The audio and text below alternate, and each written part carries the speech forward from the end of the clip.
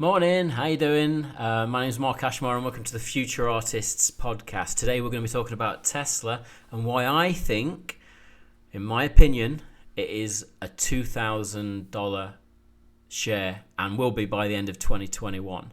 That might cause some controversy because out there in institutional investor land, I'm a retail investor, so I use the Revolt app to buy my stocks and shares. So I do trade. I do have stock in Tesla and have done for the past 2 and a bit years. So just a bit of a disclaimer there. And anything that I'm saying here is just me presenting research that I've done. And so I'm going to present 5 points that I think are important for you to know why Tesla is going to be that sort of $2,000 share, which is running contradiction to the institutional investors and the current media that's out there. Why I think that is because I see Tesla as a tech platform and transportation tech platform and not as a traditional car company. So through my research, only a month ago, the trades were saying that that Tesla was overvalued. So I've got an article up here from Fortune.com, which, as you can see from the headline there, JP Morgan warns investors that Tesla stock is dramatically overvalued in a new report. Now, fast forward to it's the 11th of January 2021, so a month has passed. Let's see what Tesla are currently trading at. So Tesla are at $860 a share. I'm saying they're going to get to 2,000 by the end of 2021. And since this article has been written by JP Morgan, that's been an increase of 40%. The shares have gone up. So in a month, the shares in Tesla have gone up $247. $247 in a month. But this is what was all happening in December. The JP Morgan saying that the Tesla stock is overvalued. I think it's undervalued, and so I'm going to make my case now why that is. So I see Tesla as a technology platform, whereas articles like this are seeing, I've got this highlighted here, are seeing Tesla as just a car manufacturer. So we've got here, it says, the primary concern about the stock remains that the fact that the company is over-reliant on a declining business of selling emissions credits and that it simply cannot sell enough cars to justify its market cap. Now, this is not just a car company. This isn't a company that's just selling cars.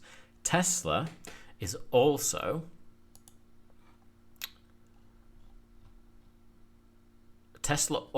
owns Solar City. Now, if you don't know what Solar City is, I'll give it you in a bit of a nutshell. It is a company which creates these panels on top of your houses and captures the energy and then pops it into a battery, which they call the Powerwall. And we're now onto like the Powerwall 2, and I think the Powerwall 3 is coming out soon.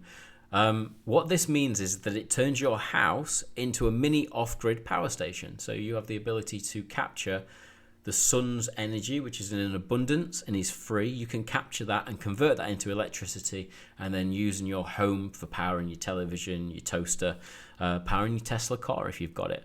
And what they do with this is in a very different way than traditional solar panels. So you've seen solar panels. They're big, kind of clunky things that you stick on top of your house. And aesthetically, they don't look great. I mean, they work, they do the thing, but if you've got a nice ornate roof, say you've got a nice house roof, you just plonking one of these big things on top of it and it kind of ruins the aesthetics. Solar City have realised that and have sort of like gone, if we want more adoption of people putting solar panels on their roof, we need to have an aesthetically pleasing tile or way of capturing. So the picture that you can see here is that entire rooftop is covered in the Solar City tiles, which they look like traditional terracotta tiles or the grey tiles. There are 3 or 4 different styles of them, and inside each of those, they're like units that clip together. They then become the solar panels. So aesthetically, what they've said is, yeah, we know that some consumers don't like this. They're quite clunky, and it's an add-on that you put on top of the roof. But what they've said is actually, we will create the roof of your house out of our solar technology. So this removes having to effectively have 2 roofs. You have one roof which stops the rain getting in, and then a solar panel placed on top, the secondary roof, which captures the power. What Solar City are saying here is, new houses, if built with our technology, will not only have a roof that will last longer than traditional roofs, but will also generate power and do so for several generations, and aesthetically look quite cool. So it almost becomes a weird no-brainer. Why aren't more houses having these roofs put on them if you're saving your electricity bills in the long run, because you connect your solar panel Solar City roof to a Tesla Powerwall, and suddenly you've got an off-grid house. So Tesla own this technology and are, since 2016, slowly rolling this out. And they do so, and I like this bit of mission statement here that they've got on their website. Tesla's mission has always been to help solve the problem of the accelerating amounts of parts per million carbon in the atmosphere. But by accelerating the world's transition to sustainable energy, for Tesla to achieve this, energy needs to be sustainably generated. Sustainable energy needs to be stored for later use. For sustainable energy needs to be used for transportation, and to be effective, the technology used for generation, storage, and transportation all need to work together in an integrated way that makes the experience seamless.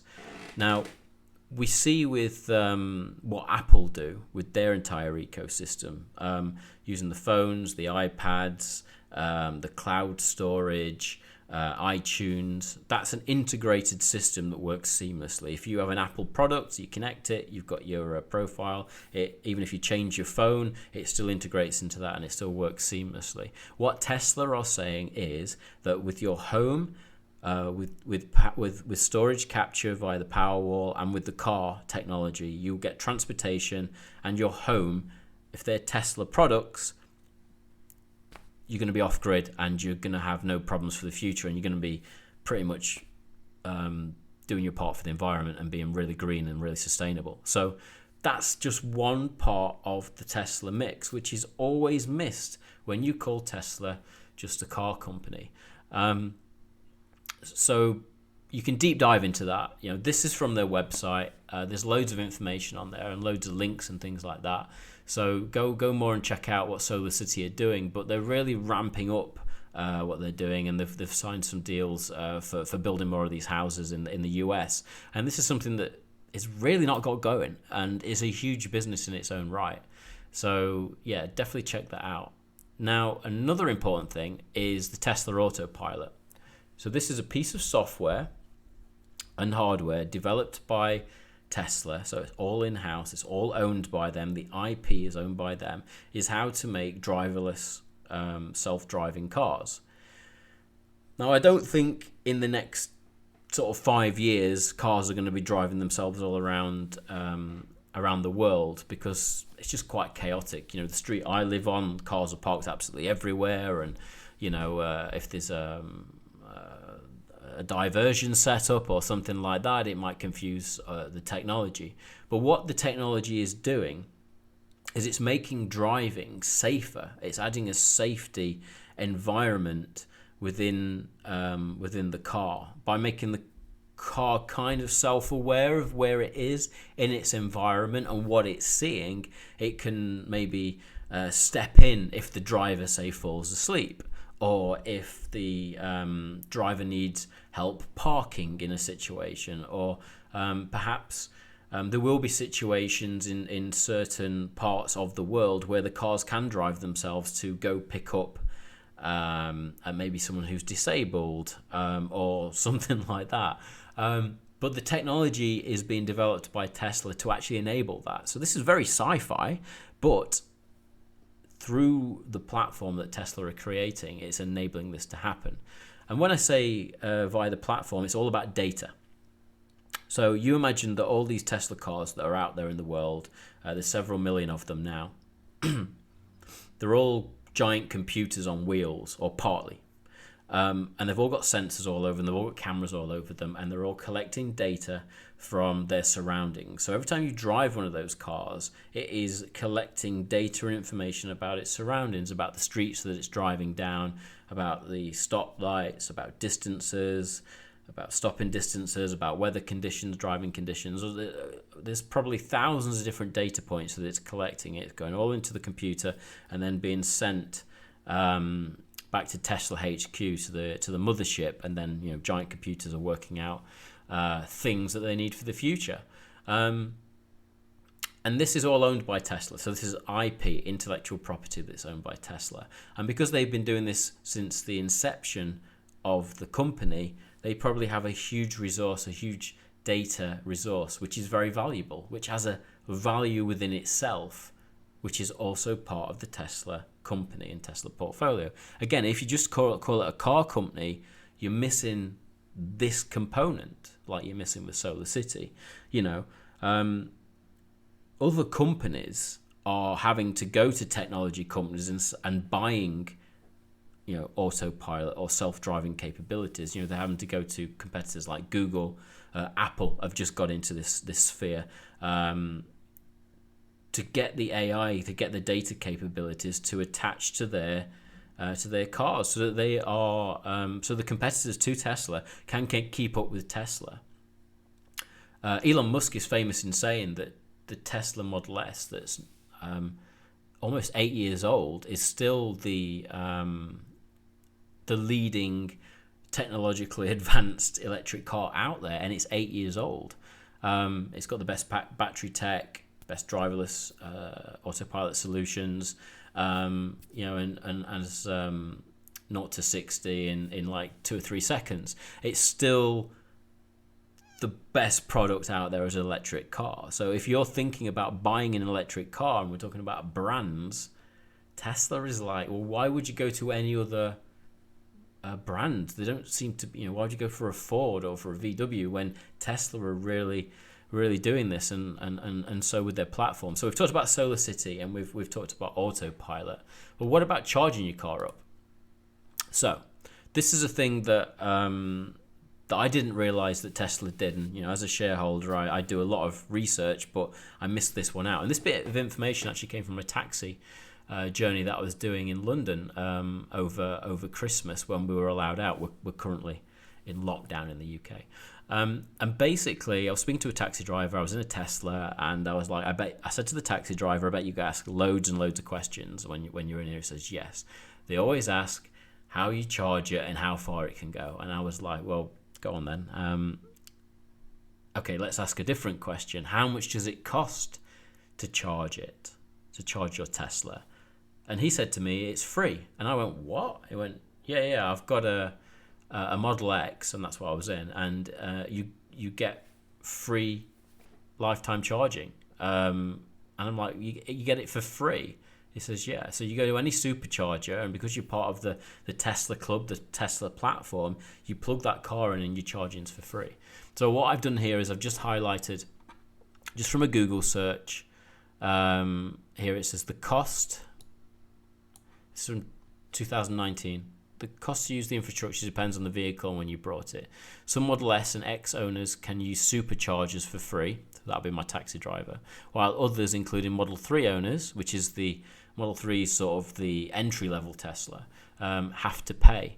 But Tesla says the cost to charge up is approximately 0.28 cents per kilowatt hour, or $23 for 300 miles in a Model S, and that's from the 3rd of December 2019. So what we are seeing here is, on my third point of why Tesla is not just a car company, is that it is now a petrol company. It owns its own forecourts. So whereas you go to a gas station and fill up, and it will cost you, $100, $120 for a full tank of gas, what Tesla is saying, you buy a Tesla, you turn up one of our superchargers, and you get charged up for free.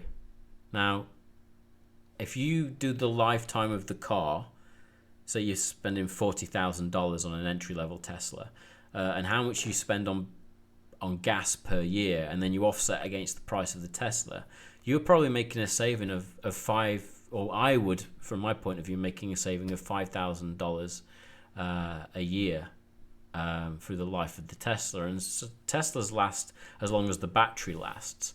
But let's just say 5 years.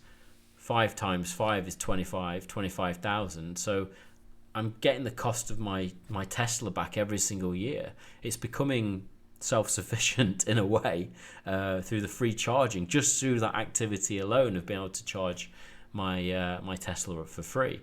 What it's essentially doing is it's moving you away from fossil fuels and moving finance away from that industry. So the more Teslas that are out there, the more superchargers, the less people are going to go to fill their car up. And that's a huge shift. That's one of those disruptor techs coming in right there. So what would be interesting to see, and a metric to track, and why I think Tesla is going to be worth $2,000 a share by the end of 2021, is the rollout of those superchargers, that supercharger network, and also how much they allow their competitors to use the chargers and things like that.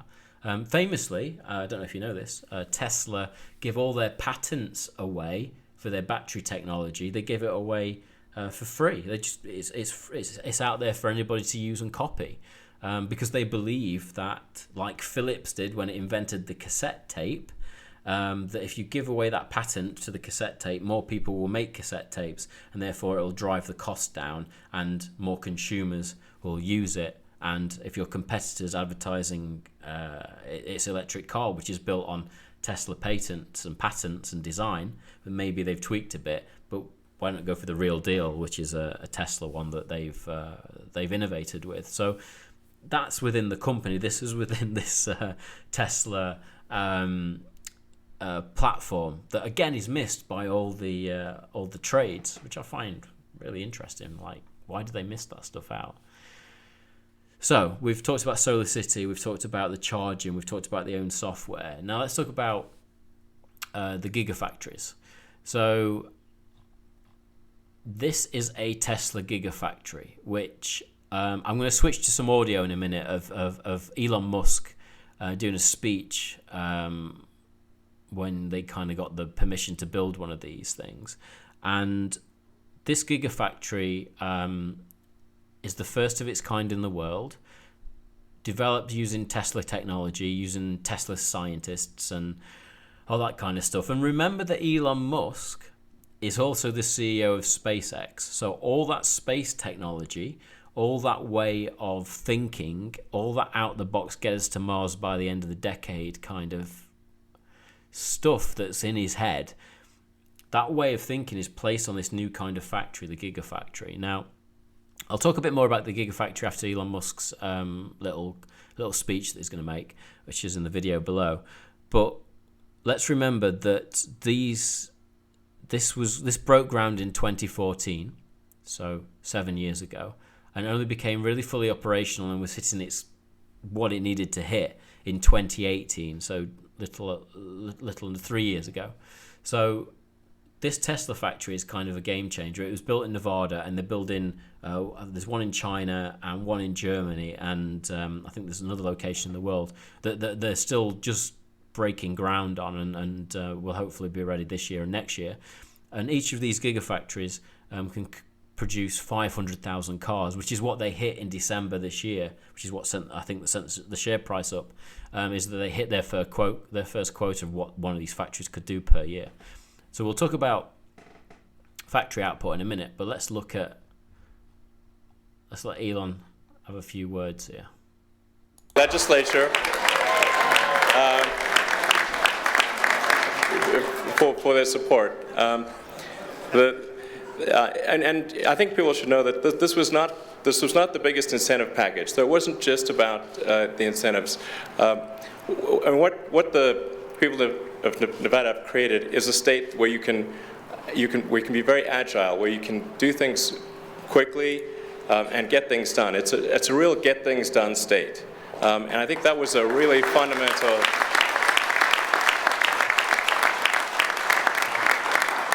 That was a really important part of the decision. This factory is very important to the future of Tesla, because without it, we can't do the mass market car. So in order for us to produce a high volume, affordable, compelling electric car, which has been the mission of Tesla from the beginning, and I'd like to acknowledge J.B. Straubel, co-founder and CTO of Tesla, and Dermot O'Connell, head of business development. And there's a tendency to sort of focus a lot of stuff on me, but it's really just, it's not me. It's like everybody else at Tesla. So anyway, but the Gigafactory is really vital for the future of Tesla in order to produce this mass market affordable electric car, which has been our goal from the beginning. And so in deciding where should we place this, we had to say, okay, where are we going to have high confidence that this factory is going to be ready on time, so that when we're ready to produce the vehicle, the factory is ready to produce the battery packs. That was truly the most important thing. And then, of course, can we operate that factory cost effectively so that the car itself can be affordable? And I think people in Nevada should be very proud that that's the state you have. It's a great state, and I'd encourage other people to come here as well.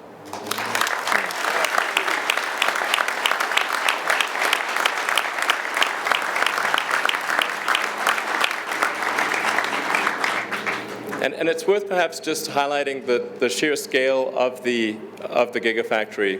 And why do we even call it the Gigafactory? It's because it's actually going to be, it's not just going to be the biggest lithium-ion battery factory in the world, but it'll actually be bigger than the sum of all lithium-ion factories in the world. So if you add up all the lithium-ion factories in China, Korea, Japan, elsewhere in the world, and you sum them all up, and all of their production capability last year, the Gigafactory is actually bigger than that. So it's difficult to quite describe in words, but it's a heck of a big factory. And I also want to just point out a few things about the nature of the factory. Like we're taking care to make sure that it looks good, that it fits in with the surroundings, so that it's a factory, but we care about aesthetics. Does it look good? Does it work with the rest of the environment? So the factory will actually be shaped like a diamond, and the reason for that is if you make it a box shape, we would have had to move a lot more earth. So in order to sort of have it fit more in the environment, we've had it shaped like a diamond, and then it's aligned on true north, so that we can actually have we can map out where the equipment's going to be by GPS. And we can also, the solar panels that'll be on the roof are also properly aligned. So it's sort of, I think it sounds kind of romantic to say it's shaped like a diamond and aligned on true north.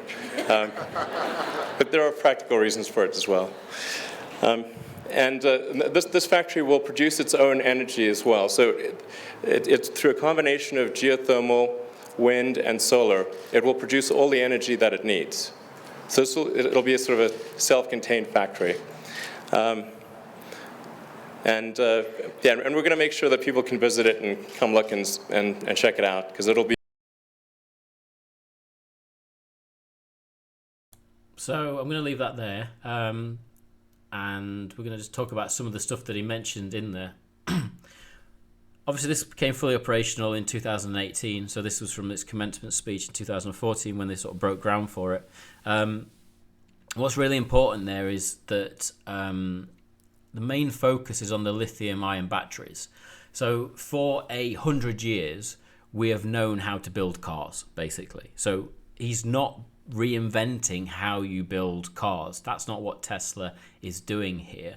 We know how to make amazing gearboxes. We know how to make amazing chassis. We know about aerodynamics in cars. We know about car comfort and, you know, where the steering wheel should be and all this sort of stuff. People have designed cars for 100 years. That's kind of, they've got that down. But nobody's been designing this battery technology. So from 2018, little over 3 years ago, is that these battery technology factories were ramping up and doing the scale, 500,000 battery cars a year, rolling off of a very unique factory in the middle of Nirvana, which is self-sufficient in terms of it generates its own power via solar, wind. So again, using the solar city style technology within a factory, off-gridding it and making it as environmentally friendly as possible. Obviously, the lithium is being dug out of the ground in mining, so it's not 100% environmentally friendly. We're not claiming that, but it's a huge step forward and a huge technological leap in factory processing and factory technology. So Tesla are reinventing the way that factories are created and doing so with their own product within their own ecosystem.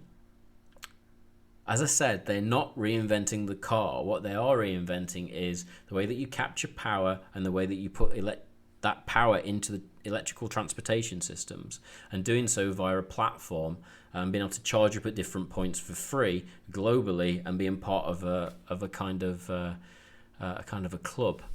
So yeah, that's the Gigafactory, which dive in there, do more deep dive and get more information on it. But the one in Nevada is now knocking out 500,000 cars a year. The one in Germany is still being built, and I think this year the one in China comes online, and that'll serve the Chinese market, which is 2 billion people. So, this is why I'm saying Tesla is a $2,000 share, and it's not undervalued. It's not overvalued, what JP Morgan was saying in that article at the start. I think it's undervalued. We need transportation, we need power for our homes, and Tesla is showing you and showing the market how that can be done. So the last point that I want to do is look at Elon Musk himself. So we've got kind of a leader here of the company of Tesla, who is a self-made entrepreneur, who's an engineer and also a very astute businessman. He's got form. He was one of the co-founders of PayPal and sold it, took the money from that, put it into Tesla, then managed to convince investors and put his own money into SpaceX, and slowly brought down the cost of space travel and got those lucrative NASA contracts to launch stuff to the space station, and he's part of the mix to get us to Mars and that kind of thing. And he's also building a Starship, which is going to take over space station. So there won't just be the one international space station that needs to be built by treaties and a lot of politics get involved in space. We have an individual here that's building a private space station that I guess can be rented out by private companies to run experiments that they maybe want to do as part of their research and development for their companies. So again, this is the visionary person that's looking at Tesla. So again, Elon Musk wouldn't just create a car company. That's been done. What he's done is he's creating a mass transportation electric company that can capture its own power, store its power, and then put it into transportation or at home to be used however you want to do it and get you from A to B. So yeah, hopefully over this little podcast, we've looked at Solar City, capturing power.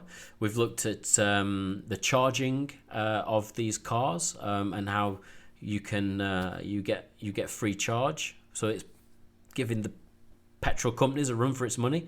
It's got its own software to get you from A to B and problem solve, and it also collects lots of data which they can use for all sorts of things. And it's created its own Gigafactory, which is a factory that didn't exist like this anywhere on the planet, and it exists in the way that they created it, only opened 3 years ago. And so where the price is right now, in January the 3rd, is here. So slowly ramping up, and every time there is an announcement, in the press about a new technological leap forward, or they're hitting a milestone. That's why you begin to see those shares increase in value. And as a company that has only been on the stock market for a